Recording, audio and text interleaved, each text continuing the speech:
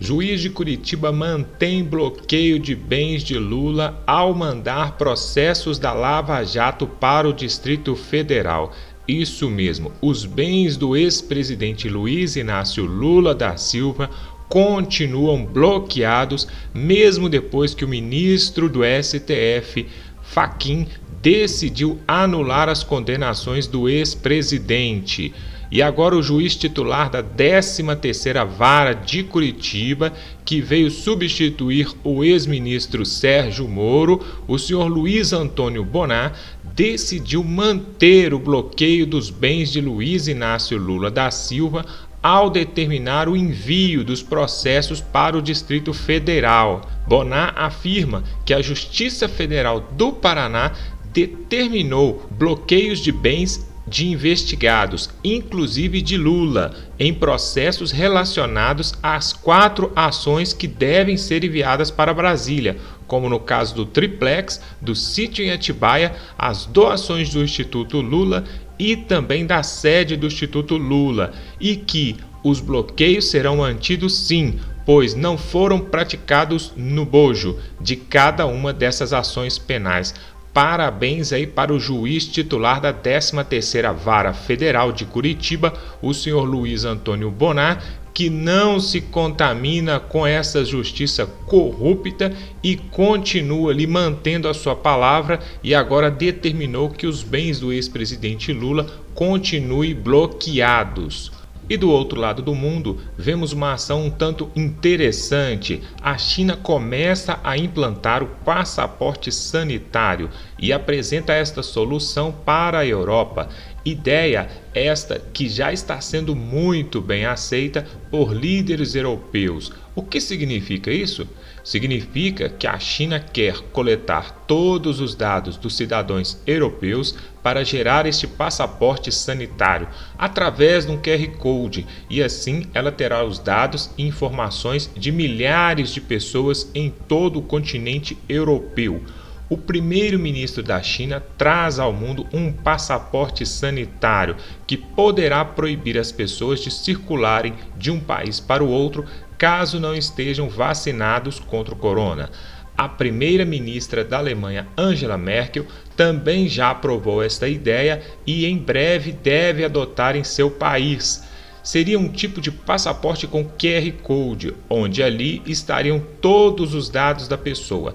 E a pergunta que fica é a seguinte: seria então uma solução vinda da China ou eles teriam acesso aos dados pessoais de milhões de pessoas geradas por esse QR Code, o que poderia, num futuro próximo, servir para limitar, inclusive, a circulação de pessoas com pensamentos ou ideologias contrárias ao Partido Comunista Chinês, que todos já sabem, a China é governada por um sistema ditatorial. Senhor presidente, tem hora que o capeta abre a boca e fala a verdade. É impressionante, mas tem hora que isso acontece. Foi o que aconteceu, sem chamá-lo de capeta, com o Ciro Gomes.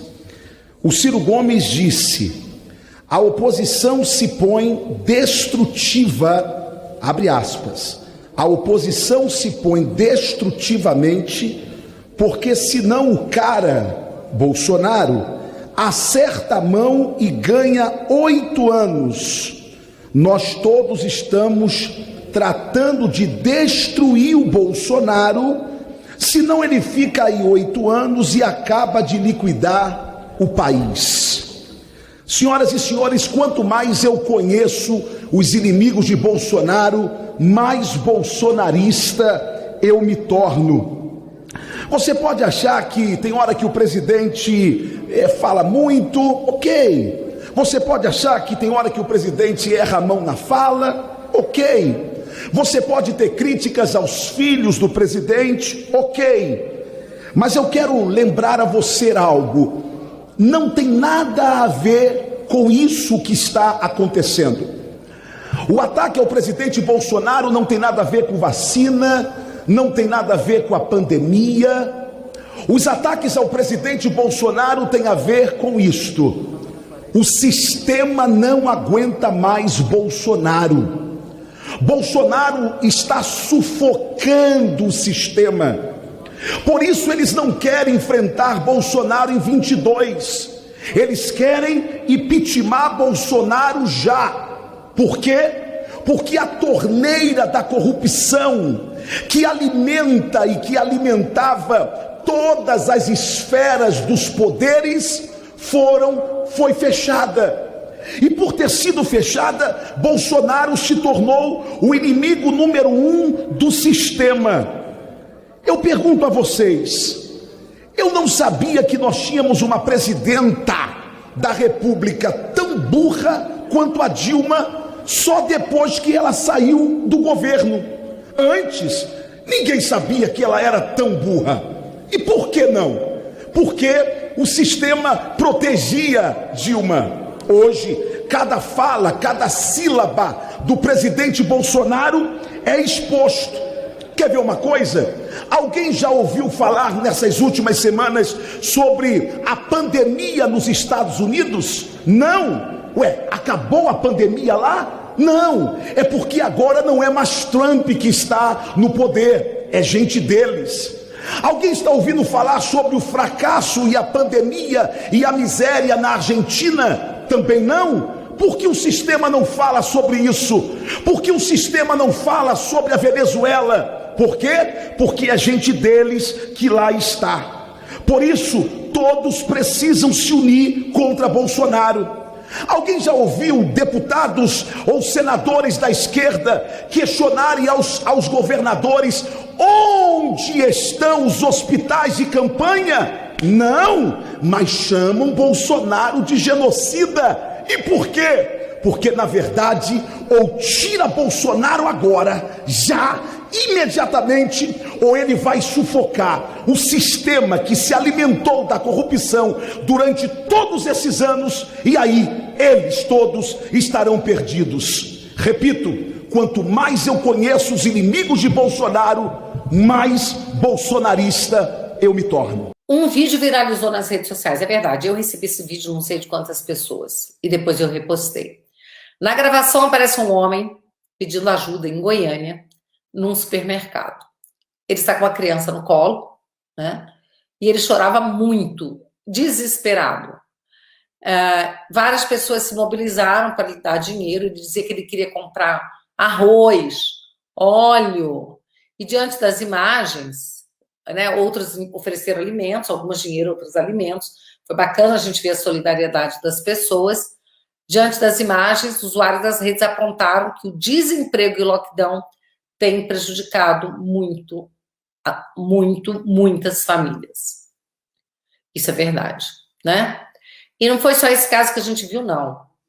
A gente viu vários exemplos de pessoas desesperadas sem trabalho, não é? Sem comida, sem condições de botar comida, um prato de comida na mesa, né, dos filhos.